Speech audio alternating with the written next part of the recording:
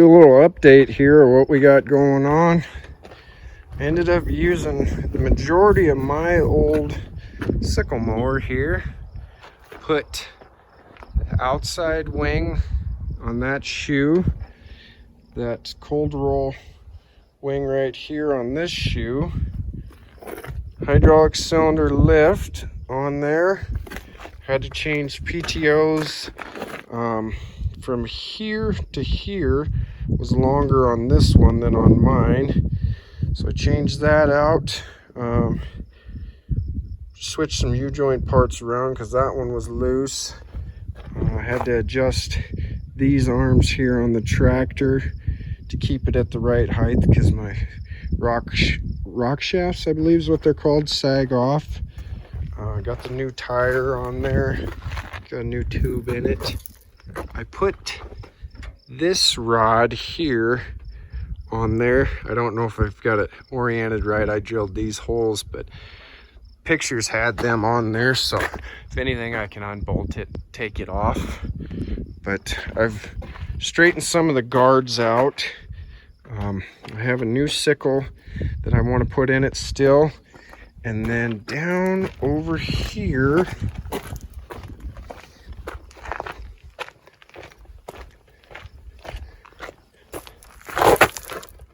this seal right here is leaking, so I have a new one of them I need to put in. But that's been keeping me pretty busy, and I'll show you what I got going on with the baler.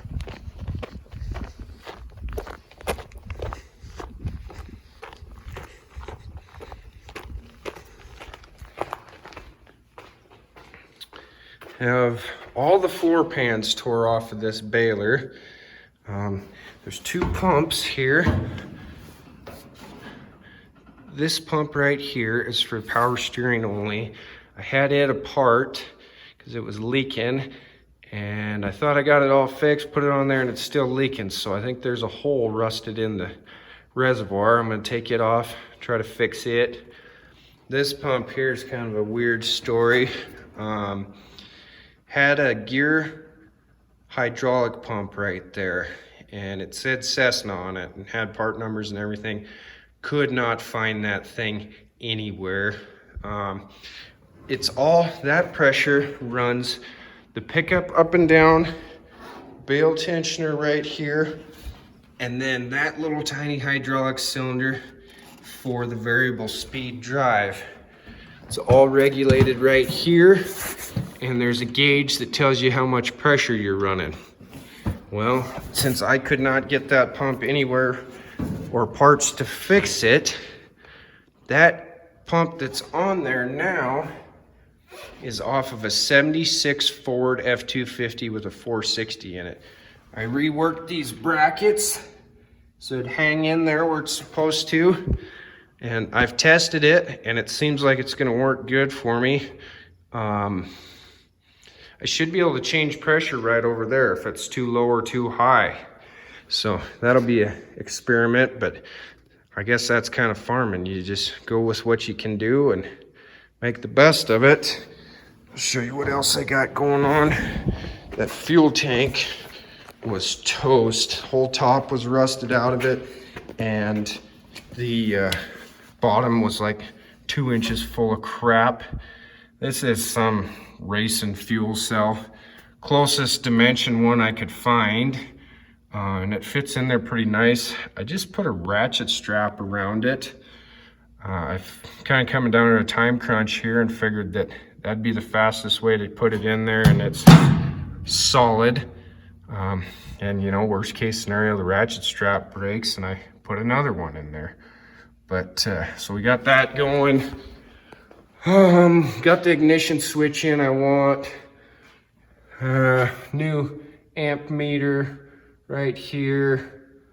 I'm getting ready to, waiting on one fitting for that fuel tank, getting ready to hook up the fuel pump and get rid of this gravity feed deal. Got a new oil filter today, oil to change oil in the motor, engine, I guess is probably the correct term.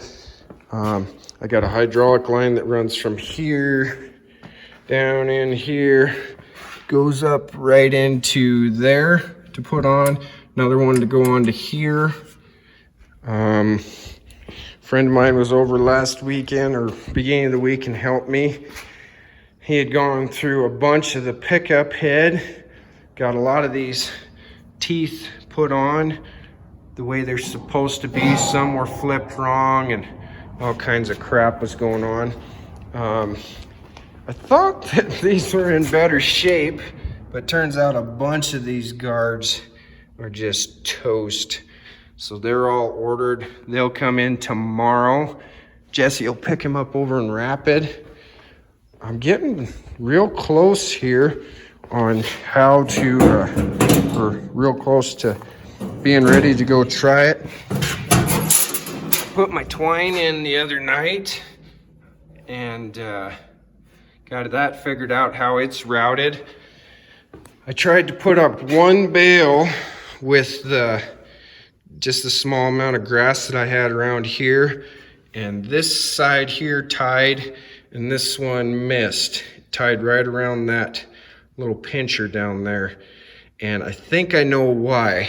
There's you see that brass bearing that's sitting right down in there? I got two new ones of them. The one on this side was still decent, just wore down, but this one here was missing completely, so it wasn't getting as much leverage on that arm as it's supposed to. So hopefully that fixes that problem. This spring was missing, the one was on this side, so I found one in the toolbox and put it on there. So I'm hoping she'll tie, but we're getting real close on this stuff. I need to get it out of here because I got a customer's pickup jammed up there in the lift and it's done, and this is just in the way. So anyways, I'll give you another update when we get to hopefully baling some hay. Thanks for watching.